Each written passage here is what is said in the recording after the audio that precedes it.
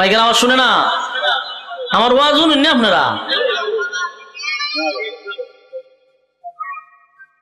কিতা করবেন, কপাল খারাপ। যুদ্ধরই হয় উদ্দুরই শেষ করে লাই। আমার একটা যারা নিয়মিত আমার বয়ান শুনেন সোশ্যাল মিডিয়াতে, এরা জানেন কিনা জানি না, আমার ভালো মাইক দিয়ে কাবার দিতে পারে না। যারা আমার বয়ান শুনবেন, বাংলাদেশের শ্রেষ্ঠ মাইক যদি লাগে এটা আমার লাগে, এবং মাইক নিয়ে কমপ্লেইন কেউ দিলে এটা আমি দেই। শ্রেষ্ঠ মাইক লাগে আমার, আর এই জায়গার মধ্যে আমার মধ্যে পড়ছে এই মাইক। তখন আমি যে ওয়াজ করতাম যে এটা তো শুকরিয়া আদায় করেন, কারণ যে দাওয়াত দিছে অত্যন্ত ভালো মানুষ, ভদ্র মানুষ, মহব্বত করে দাওয়াত দিছে। এখানে যদি আমি এখন মাইক লিয়ে কথা কইতে ওয়াজ করবো কেটা, এলে আমি সাথে কোনো শেষ হয়ে যাক। আমার প্রচুর সাউন্ড লাগে, এটা সবাই জানে। আমার হাই স্কেল দিলে এটা প্রচুর সাউন্ড লাগে। আমি যদি সিল্লি দিই তাহলে হেয়ার সব ইউনিট যাইব গা, যদি আমার হাই স্কেল ছাড়ি। আমি তো শুরুই করছি না, হেয়ার মাইক যাইব গো। এই জন্য কোন রকম খালি সহ্য ধৈর্য করে ওয়াজটা শুনেন। আজকে তো ছক্কা চার মারার দরকার নাই, সিঙ্গেল লইয়া লইয়া জানগা। কথা ঠিক নেই, ব্যাটে বলে মিললে অন্য সময় ছক্কা চার হইব, আজকে ছক্কা চার হইতো না, সিঙ্গেল হইব। বসেন।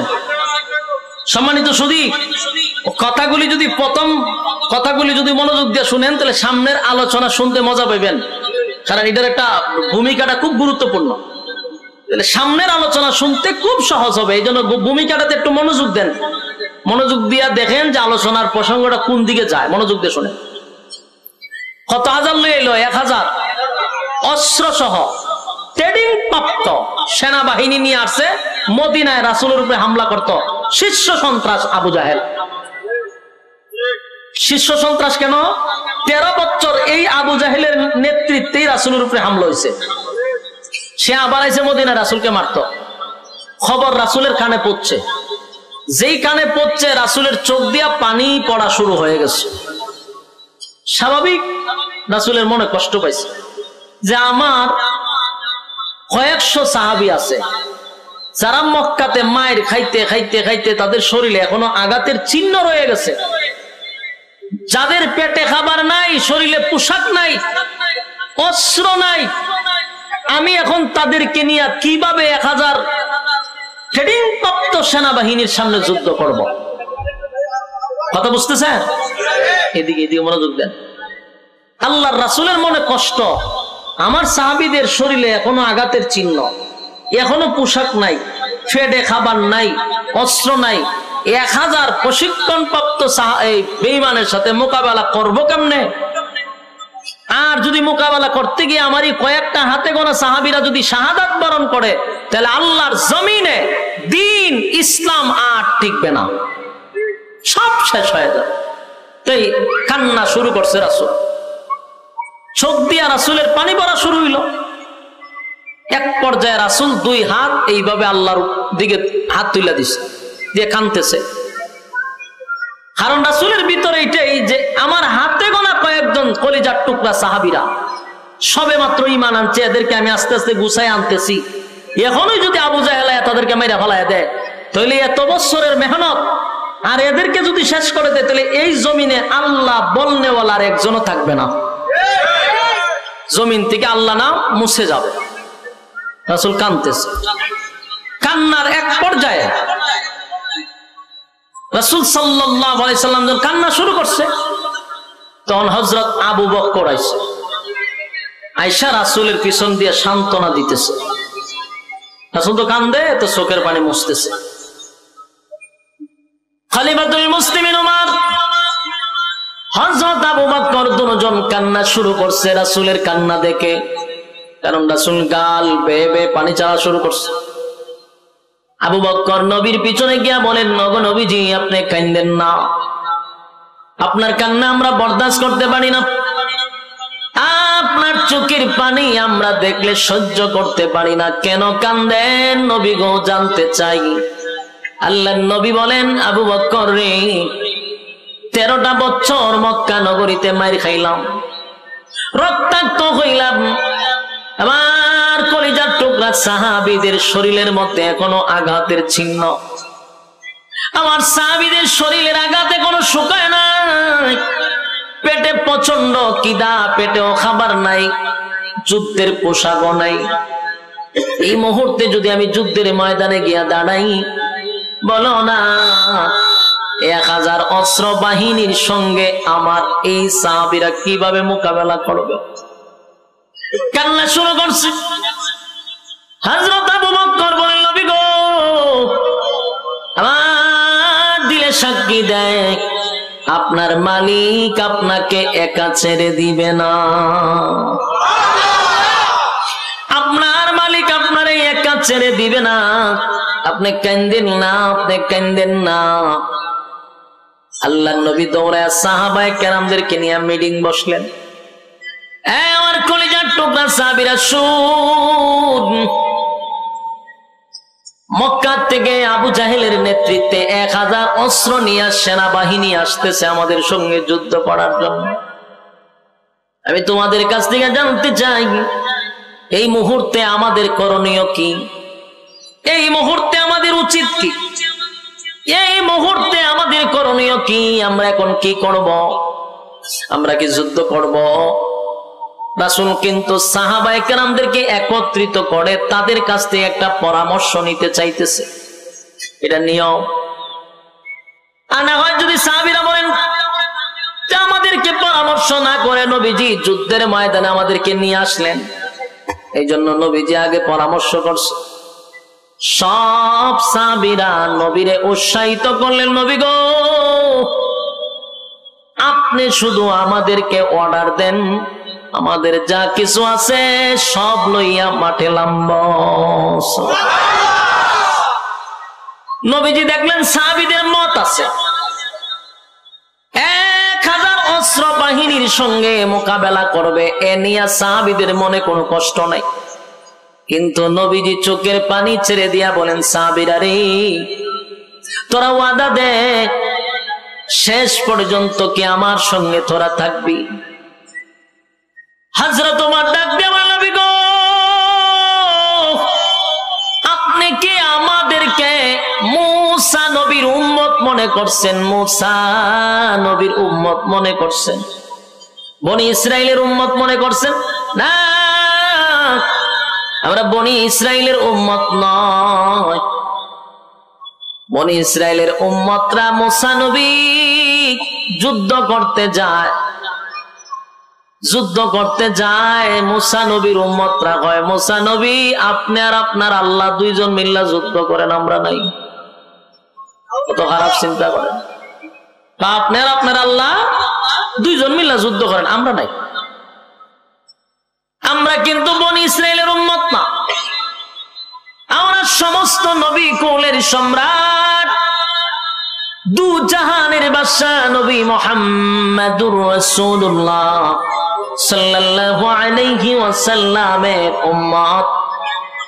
নবী আপনি চিন্তা করবেন না, আপনাকে আমরা রেখে চলে আসবো না, বরং ওয়াদা দিলাম আপনি যদি ডাইনে যান আপনার ডান পাশে থাকবো, আপনার বাম পাশে থাকবো, আপনার সামনে থাকবো, পিছনে থাকবো। গো নবী, সামনেও থাকবো, পিছনেও থাকবো, আপনাকে রেখে আমরা চলে আসবো না।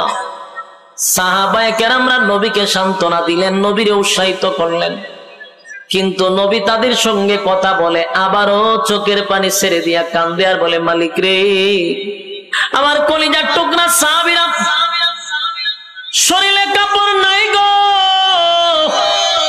পেটে খাবার নাই, অস্ত্র নাই, যুদ্ধ করার জন্য অস্ত্র নাই, কেমনে 1000 প্রশিক্ষণ প্রাপ্ত সেনাবাহিনীর সঙ্গে কেমনে যুদ্ধ করবে? আল্লাহ, আমি বড় কষ্ট করে আমার হাতে গোনা কয়েকজন সাহাবীদেরকে তৈরি করছি দিনের জন্য, ইসলামের জন্য। এখনই যদি তারা শাহাদাত বরণ করে, বলো না আমি এই দ্বীন আর ইসলাম কিভাবে প্রচার করব? আল্লাহ আপনি আমার সাহায্য করেন। নবীজি কান্দে, কান্না যখন শুরু করে দিল, এক পর্যায়ে নবী কানতে কানতে কানতে চোখের পানি ছেড়ে দিয়া কান্দে। সাথে সাথে আল্লাহ জিবরাইল আলাইহিস সালাতু ওয়াস সালাম রে পাঠায়া দিছে। জিবরাইল এসে বলেন, হাবিব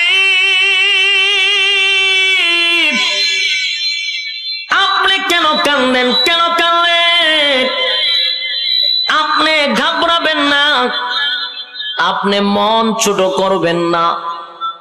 আল্লাহ তখন নবীরে জানায়া দেয়, নবী গো, মক্কাতে 13টা বছর আপনি নির্যাতন সহ্য করছেন আমি আল্লাহর হুকুমে। কার হুকুমে? মক্কায় 13 বছর নির্যাতন সহ্য করছেন আমি আল্লাহর হুকুমে। 40 বছর নীরব থাকছেন, সেটাও আমি আল্লাহর হুকুমে। মদিনায় আসছেন, এটাও আমি আল্লাহর হুকুমে। এরপর আবু জাহেল মক্কা থেকে 1000 অস্ত্র লইয়া আপনার উপরে মদিনায় আইসা যুদ্ধ করতে চায় গো নবী। আমি আল্লাহ তো দেখি তারা গায়ে পাড়া দিয়া ঝগড়া করতে চায়, আমি আল্লাহ দেখি তারা গায়ে পাড়া দিয়া ঝগড়া করতে চায় গো। তবে আমি আজকে আপনাকে অর্ডার দিলাম, মক্কায় 13 বছর মায়ের খাইছেন, আমি আপনাকে অর্ডার দেই নাই। আজকে আমি আপনাকে অর্ডার দিলাম, মক্কা থেকে যারা আসবে আপনার সঙ্গে যুদ্ধ করার জন্য, আপনি বসে থাকবেন না, আপনার যা আছে তা লইয়া মাঠে নামেন, আমি আল্লাহ আপনাকে সাহায্য করব। একটা জবান বন্ধ রাখবেন, আল্লাহু আকবার। আরো জোরে বলেন আল্লাহু আকবার। ঈমানের আওয়াজ দিয়ে বলেন আল্লাহু আকবার। আল্লাহ বলেন, হাবিব আমি আপনাকে ওয়াদা দিলাম মক্কা নগরীতে 13 বছর মায়ের খাইছেন, আমি আপনাকে একবারও প্রতিবাদের কথা বলি নাই, ধৈর্য ধারণ করার কথা বলছি। আজকে আমি আল্লাহ আপনাকে ঘোষণা দিলাম, আপনার যা আছে তা লইয়া মাঠে নামেন, আমি আল্লাহ আপনাকে সাহায্য করবো। আল্লাহ যখন কইছে সাহায্য করো, নবীজি আনন্দের ছুটে বলেন, মালিক আমাকে কতজন বাহিনী দিবা বলো না, কতজন বাহিনী আমার কাছে পাঠাইবা? আল্লাহ কয় 1000 মালাইকা পাঠাবো। নবী কয় না, 1000 হবে না। 2000 পাঠাবো না, 2000 হবে না। 3000 পাঠাবো। নবী কয় না। আল্লাহ কয়, নবী গো 5000 মালাইকা জমিনে পাঠাবো। জোরে কোন সুবহান। ইসলামের প্রথম যুদ্ধ শুরু হয় বদরের যুদ্ধ। বদরের যুদ্ধের মধ্যে 5000 মালাইকা ফেরেশতা পাঠাইলো আল্লাহ মুসলমানকে সাহায্য করার জন্য। মুসলমানরা ইমানি জজবা লইয়া, অস্ত্রের বলে নয়, ইমানের বলে তারা মাঠে নামছে, যা কিছু আছে তা লইয়া। আর বদরের যুদ্ধের সেনাপতি ছিল বেঈমানদের পক্ষ থেকে আবু জাহেল। আবু জাহিল্লা বড় বড় লিডার গুলা সেদিন যুদ্ধের ময়দানে আসছে, বড় অহংকার লইয়া আসছে। 317 জনের 3 মিনিটেই সব শেষ করে দিব। কি পরিমাণ অহংকার নিয়ে অস্ত্র সহ তারা মদিনায় আসছে রাসূলকে মারার জন্য। দুনিয়ার থেকে ইসলামটাকে মিঠাইয়া দিবে, দুনিয়ার থেকে আল্লাহ নাম মুছে দিবে। সেই যুদ্ধের ময়দানে আপনারা জানেন, 2টা ছোট্ট ছোট্ট বাচ্চা, মুআজ আর মুআজ রাদিয়াল্লাহু তাআলা আনহু, ছোট 2 বাচ্চা 11 বছরের, নবীর কাছে এসে বলে, নবী গো আমরাও যুদ্ধের ময়দানে যেতে চাই। নবীজি কয় না, যুদ্ধের বয়স হয় না। 2টা বাচ্চা প্রতিযোগিতা দিয়া নবীর সামনে দাঁড়াইয়া বলেন, আমাদেরকে যুদ্ধের ময়দানে লইয়া যান। শেষে 2 ভাইকে যুদ্ধের ময়দানে নিল। যুদ্ধে নামার আগে নবীজির মনের মধ্যে একটা আফসোস ছিল, আবু জাহেলের মাথাটা যদি আমার কাছে কেউ এনে দিতে পারত। কারণ এই আবু জাহেলের জন্য রাসূল 13টা বছর মাইর খাইছে, কত সাহাবী শাহাদাত বরণ করছে, কত মহিলা শাহাদাত বরণ করছে। ইসলামের 12টা বাজাইছে, আবু জাহিল্লা আবার 1000 বাহিনী লইয়া মদিনায় আসছে। সবচেয়ে বেশি খুশি হইবে যদি আবু জাহিল্লার মাথাটা নবীর কাছে কেউ দিতে পারে। কিন্তু দেখেন ওই 2 বাচ্চা মুআজ আর মুআজ, ছোট 2 ভাই, এই কথাটা শুনছে যে আবু জাহেলের মাথা নবীর কাছে দিলে নবী খুশি হন। সবাই যুদ্ধে নামছে। আর মুআজ আর মুআজ 11 বছরের 2 বাচ্চা বাস পাখির মতো ঘুরতেছে আবু জাহেলকে ধরার জন্য। সুবহানাল্লাহ। আবু জাহেল সাধারণ কোন সেনাপতি ছিল না, 1000-এর মধ্যে সেনাপতি। সবার থেকে তার বডি বড়, সবার থেকে সে দক্ষ, চেহারা সুরত সর্বদিক দিয়া সে কিন্তু একটা স্বয়ং সম্পূর্ণ। তার সঙ্গে যুদ্ধ করতে গেলে হিসাব আছে, যে কেউ তার সঙ্গে তরবারি নিয়ে যুদ্ধ করতে পারে না, সামনে যেতে পারে না। কিন্তু 12 বছর 11 বছরের দুই ভাই আবু জাহিল্লার পিছনে দৌড়তেছে, কোন সময় আবু জাহিল নে ধরবে। দুইটা ভাই আবু জাহেলের গোড়ার সামনে গিয়া দাঁড়াইছে। আবু জাহেল গোড়ার উপরে, দুই ভাই গোড়ার নিচে। এদের সাথে কেউ যুদ্ধ করে না, ছোট বাচ্চাকেও মারতেও চায় না। দুই ভাই এক ভাই গোড়ার পায়ের মধ্যে তরবারি দিয়ে আঘাত করছে। গোড়ার পায়ে যদি আঘাত করে গোড়া কি দাঁড়ায় থাকবো? জোড়ার সাথে সাথে মাটিতে পড়ে গেছে। আবু জাহিল্লা উপর থেকে নিচে পড়ে গেছে। নিচে পড়তে দেরি আর তরবারি গলার মধ্যে লাগাইতে দেরি নাই। সুবহানাল্লাহ, কত বড় পালোয়ান চিন্তা করেন আবু জাহিল্লা। ওই উপর থেকে যেমন পড়ছে, পড়ার সাথে সাথে এক ভাই মেরে দিছে গলার মধ্যে, দেরি করছে না। কুবা শামসুর মতো কুবাইছে, জনমের কুবানি কুবাইছে আবু জাহিল্লা। কত বছরের বাচ্চা? 11 বছরের বাচ্চা। সবচেয়ে বড় অহংকার আর সবচেয়ে বড় সন্ত্রাস আবু জাহিল্লার 11 বছরের বাচ্চা তরবারি দিয়া গলার মধ্যে মেরে দিছে। গলাটা এখনো গলা বডির থেকে আলাদা করতে পারে নাই। এর ভিতরে আরেকজন বেঈমান আইসা মাআজ আর মুআজ দুই ভাইয়ের একবার হাতের মধ্যে আঘাত করছে। হাতটার সাথে সাথে কেটে গেছে। ডান হাতে আর তরবারি নিতে পারে না, হাতটা কেটে ঝুলে আছে। অন্য হাত দিয়ে আবু জাহিল্লার গলার মধ্যে পৌঁছাইতে আছে। সুবহানাল্লাহ। যুবক ভাইরা আমার, লম্বা ঘটনা। এই আবু জাহেল অহংকার নিয়ে আসছিল। আল্লাহ কয়, তুই বেশি অহংকার দেখাইছস, বড় কোন যোদ্ধা দিয়া তোরে সাইজ করব না, 11 বছরের বাচ্চা দিয়া তোরে সাইজ করব। 1000 বাহিনী আসছে 300 জনকে মারার লেগা। 313 জন, 313টা তরবারি নাই, অনেকের হাতে খেজুরের ডাল। আর এরা 1000 সবগুলার অস্ত্র আছে। এই যে 313 জন গিয়া ঢুকছে, বেঈমানরা চিৎকার দেয় আর জাগাতি শেষ হয়ে যায়। যুদ্ধ করতে ঢুকার সাথে সাথে চিৎকার দেয় আর জাগাত শেষ। কিছু মানুষ দৌড় শুরু করছে যুদ্ধ ছাইরা, কিছু মানুষ পলাইতে আছে, কিছু মানুষ বন্দী হয়ে গেছে। একজন রে জিগায়, ভাই যুদ্ধের ভিতরে চিৎকার মানুষ কেড়ে, আমরা তো সংখ্যায় বেশি, কিন্তু আমরা এইভাবে দৌড়তেছি কেন, পলাইতেছি কেন, ঘটনা কি? বলে ঘটনা কি, যুদ্ধের ভিতরে ঢুকছি, যুদ্ধ করতাম, গিয়া দিয়ে মুসলমানরা তরবারি তুলে একটা নিচ থেকে উপর থেকে পরে 70টা তরবারি উঠে কটা, কিন্তু যখন দেয় তখন 70টা আসে। সুবহানাল্লাহ। এই দৃশ্য কাফেররা দেখিয়া জাগা তুই শেষ, আর দৌড় শুরু করছে। যুদ্ধ রাইকা এরা পলায়া মক্কা, মদিনার থেকে মক্কায় যাওয়া শুরু করছে। 1000 রে ধুলিস্যাৎ করছে। আল্লাহ এই 313 জন দিয়া বদরের যুদ্ধটাকে বিজয় দান করছে। সুবহানাল্লাহ। বলুন, অস্ত্রের বলে না ইমানের বলে? ইমানের বলে। কতজন ছিল? 313 জন। ইসলামের প্রথম যুদ্ধেই তারা বিজয় আনছে। 313 জন, তাও অস্ত্র নাই, ইমানের বলে। আজকে গোটা পৃথিবীতে 250 কোটি মুসলমান বসবাস করে। কত কোটি? 250 কোটি মুসলমান বসবাস করে। আজকে মাত্র কয়েক লক্ষ ইহুদিরা 250 কোটি মুসলমানের কলিজায় আগুন ধরাচ্ছে। 250 কোটি মুসলমানের কলিজায় রক্তকরণ করছে এই কয়েক লাখ ইহুদির বাচ্চারা। মুসলমানের ক্ষমতা নাই ইহুদিদেরকে দমন করা। সংখ্যায় আমরা কম না বেশি? 250 কোটি মুসলমান, 1 কোটি ইহুদিও না।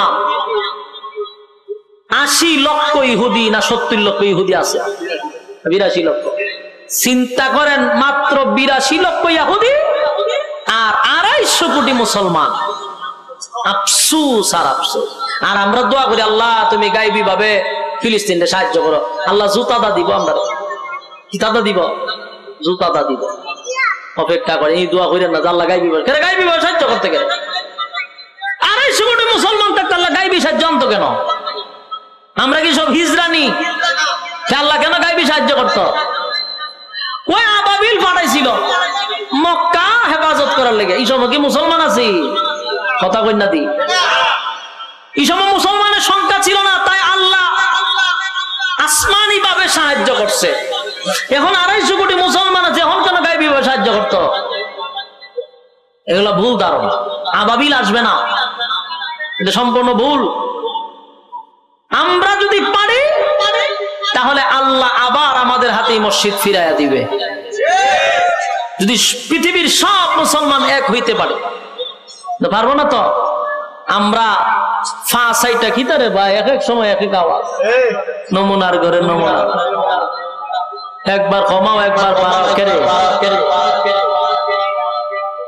লীলা জোড়াইছে, ওই আবার কমে আবার বাড়ে। বলুন, গোটা পৃথিবীতে 250 কোটি মুসলমান, আমরা যদি এক হয়ে যাই, আল্লাহর কসম 82 লক্ষ ইহুদি পালাইবার জায়গা পাবে না। পালাইবার জায়গা পাইব? আমরা এক হইতে পারি না। বেশি কিছুর দরকার ছিল না, যদি আরব দেশগুলি এক হয়ে যেত আর সিদ্ধান্ত নিত লাল চামড়া কুত্তাগুলিকে আর তেল দিব না, আল্লাহর কসম ইহুদিরা আর বড় বড় আলাপ করার সুযোগ পাইতো না। যত বাহাদুরি সব তেল দিয়া। কি দিয়া? কিরে বাইরে কি আওয়াজ করাইলে? হ্যাঁ, মানুষ আওয়াজই পায় না। এখান আবার এখন ধরেছেন একটা, যে সময় সিলিটি ভালো আছে, কতক্ষণ পরে পরে কি আপনি ধরেন, ধৈরা এটা 12টা বাজান, কিছু সময় কথা কইতে দেন। হ্যাঁ বসেন, লইরেন না, ফিসে আওয়াজ যায়নি তো হইছে। আল্লাহ তো লড়াচড়া করেন কেড়ে, আওয়াজটা কত সুন্দর আছে। স্টার 2টা মনিটর বন্ধ হয়ে তুইছে, অনর্থক আনছে বন্ধ, দুটা বন্ধ। তো আমাদের দোয়া হইল কি তা আবাবিল আসতো না, আবাবিল আসবে না। আমরা মুসলমান এক হইতে। আমেরিকার তেল দেয় আমাদের আরব দেশ, পৃথিবীর সবচেয়ে দামি দামি সম্পদ গুলো আল্লাহ মুসলমানদের দিছে। তেল কিন্তু কোন ইহুদিরে দিছে? কথা হয় না। যুবক ভাই, বদরের যুদ্ধ ইমানের জোরে তারা কিন্তু বিজয় পাইছে। কিসের জোরে? অস্ত্রের জোরে নয়, ইমানের জোরে পাইছে। ইমানের জোরে পাইছে, অস্ত্রের জোরে নয়, ইমানের জোরে। এখনো যদি আমাদের ইমান সাহাবীদের মতো হয়, আল আকসা আবার আমাদের কাছে আসবে, এর মধ্যে কোনো সন্দেহ নেই। যুবক ভাই আমার, রব্বি কারীম বলেন, একটা দুইটা নয়, মদিনার মধ্যে অসংখ্য যুদ্ধ হইছে। মক্কার থেকে আইসা আইসা যুদ্ধ করছে, একটা দুইটা নয়। সাউন্ড মাসকে একটু ভালো আছেন না? এতক্ষণ তো ওয়াজ করলাম, এই সাউন্ডই থাকতো, আমি তো কথা বলতে পারতাম। কিন্তু দুটা মনিটর দিছে বন্ধ করে। এই লইরেন না, বসেন বসেন ভাই, কয়েকটা মিনিট আমার ওয়াজ করতে দেন, অন্তত মনিটরটি চালু করেন। বদরের যুদ্ধই শুধু শেষ নয়, 6 বছর টানা যুদ্ধ হলো। একটা যুদ্ধেও কিন্তু মক্কাবাসী রাসূলের কাছ থেকে বিজয় লাভ নিতে পারে নাই। সুবহানাল্লাহ। প্রতিটা যুদ্ধে রাসূল বিজয় হয়েছে। এইভাবে যুদ্ধ চলতে লাগলো, আর বেঈমানদেরকে মদিনায় কুচি কাটা কইরা ছাড়ছে। সবগুলা যুদ্ধে আল্লাহ রাসূলকে বিজয় দান করছে। একদিন নয়, 2 দিন নয়, মক্কা থেকে মদিনায় আসছে রাসূল 6 বছর হয়ে গেছে। কয় বছর? 6 বছর হয়েছে। টানা 6 বছর হওয়ার পরে একদিন রাসূল স্বপ্নে দেখে সাহাবায়ে কেরামদেরকে লইয়া নবীজি মক্কায় গেছে, হজ করছে, উমরা করছে, পশু জবাই করছে, আবার নিরাপদে রাসূল সাল্লাল্লাহু আলাইহি সাল্লাম মদিনায় সাহাবায়ে কেরামদেরকে লইয়া আসছে। এটা স্বপ্নে না বাস্তবে? স্বপ্নে দেখছে, স্বপ্নে। 6 বছর পরে, মানে মক্কা থেকে মদিনায় আসার 6 বছর পরে স্বপ্নে দেখছে। এই 6 বছরের ভিতরে কিন্তু বাস্তবে মক্কায় যায় নাই। কিন্তু স্বপ্নে দেখছে মক্কায় গেছে সাহাবীদেরকে লইয়া, আবার নিরাপদে মক্কায় আসছে রে, স্বপ্নে দেখছে। পরের দিন সাহাবীদের কাছে স্বপ্নটা বলছে যে আমি এই ঘটনা দেখছি স্বপ্নে, তোমাদেরকে লইয়া মদিনায় মক্কায় গেছি হজ করার লেগে, মক্কায় গেছি হজ করতাম, তোমাদেরকে লইয়া আবার মদিনায় আসছি নিরাপদে। সাহাবায়ে কেরাম বলে নবী গো, মক্কা থেকে আসছি প্রায় 6টা বছর হয়ে গেছে, বিটা বাড়ি সাইডা আইছি গো নবী, মা বাবা ছেড়ে আসছি, আত্মীয় স্বজন ছেড়ে আসছি, বিটা বাড়ি সাইডা আসছি, 6টা বছর হয়ে গেল, খানায় কাবাটা দেখতে পারি না, খানায় কাবা জিয়ারত করতে পারি না। আপনি যেহেতু স্বপ্নে দেখছেন, নবীদের স্বপ্ন তো আর মিথ্যা হয় না, নবীদের স্বপ্ন হয় ওহী, সুতরাং আপনার স্বপ্ন বাস্তবায়ন হবে। চলুন না আমরা মক্কায় যাই, হজ করি, উমরা করি, পশু জবাই করি। সুবহানাল্লাহ। নবীজি স্বপ্ন বলার পরে সাহাবায়ে কেরাম সিদ্ধান্ত নিল, নবী গো চলুন আমরা মক্কায় যাব। ওই হিজরতের পরে আর কিন্তু মক্কায় যায় নাই, তাই রাসূল ঘোষণা দিল মক্কায় যাবে হজ করার জন্য। মদিনা থেকে 1 2 জন নয়, 1500 সাহাবায়ে কেরাম লইয়া, 1400 সাহাবায়ে কেরাম লইয়া, বড়ি বেকা গুরু, তারপর হইলো ছাগল, ভেড়া, বকরি সব লইয়া গেছে মক্কায় জবাই করব, কুরবানি দিব। হজ করার জন্য ইহরামের কাপড় পরিধান করছে। 1400 সাহাবী লইয়া মক্কায় গেছে, প্রায় 500 কিলোমিটার দূর মদিনা থেকে মক্কা। সেখানে মক্কা থেকে 19 কিলোমিটার দূরত্ব একটা জায়গার নাম হলো হুদাইবিয়া। মক্কা থেকে কত দূর? 19 কিলোমিটার দূরে হুদাইবিয়া নামক জায়গার মধ্যে রাসূল যখন আসলো, এখানে রাসূল তাবু টাঙাইছে, সাহাবীদেরকে লইয়া এখানে রেশ নিবে। এর মধ্যে খবর হয়ে গেছে মক্কার মধ্যে আব্দুল্লাহর পুত্র মুহাম্মদ মক্কায় আসতেছে মক্কা দখল করার জন্য। নাউজুবিল্লাহ। মক্কায় আসতেছে মক্কা দখল করার জন্য, আব্দুল্লাহর পুত্র মুহাম্মদ আসতেছে। অথচ নবী আসছে কিসের জন্য? হজ করার জন্য নবী আসছে রে। মক্কায় খবর হয়ে গেল আল্লাহর নবী নাকি মক্কা দখল করার জন্য আসছে। মক্কার তখন যারা পরিচালনা করতো আবু সুফিয়ানের নেতৃত্বে কিছু লোক আইসা নবীরে ব্যারিকেড দিছে, আব্দুল্লাহর পুত্র মুহাম্মদ, তোমারে আমরা মক্কায় ঢুকতে দিব না, তুমি আসছো মদিনার থেকে মক্কায়, আমরা তোমারে মক্কায় ঢুকতে দিব না। রাসূল 3 দিন পর্যন্ত হুদাইবিয়া নামক জায়গার মধ্যে বসা, নবীরে মক্কায় ঢুকতে দেয় না। নবীর পক্ষ থেকে হযরত উসমানকে পাঠাইলো দূত হিসাবে, তুমি গিয়া তাদেরকে বিষয়টা বুঝায় কো, আমরা যুদ্ধ করার লাগি আসি নাই, আমরা আসছি হজ করার লাগি, মারামারি করতে আসি না। উসমান রাদিয়াল্লাহু তাআলা আনহু গেলেন মক্কায়, গিয়া বড় বড় লিডারদেরকে বলবো, শোনো আমরা তো মূলত যুদ্ধ করতে আসি নাই। এরা উসমান রাদিয়াল্লাহু তাআলা আনহুর কথা শুনবে তো দূরের কথা, ওনারে বন্দী করে রেখে দিছে। চিন্তা করছেন কত বড় খারাপ, বন্দী করে রেখে দিছে। এই খবর রাসূলের কাছে আসছে যে আপনার উসমানকে তারা হত্যা করছে। বলুন হত্যা করছে না বন্দী করছে? রাসূলের কাছে খবর আসছে কি হত্যা করছে।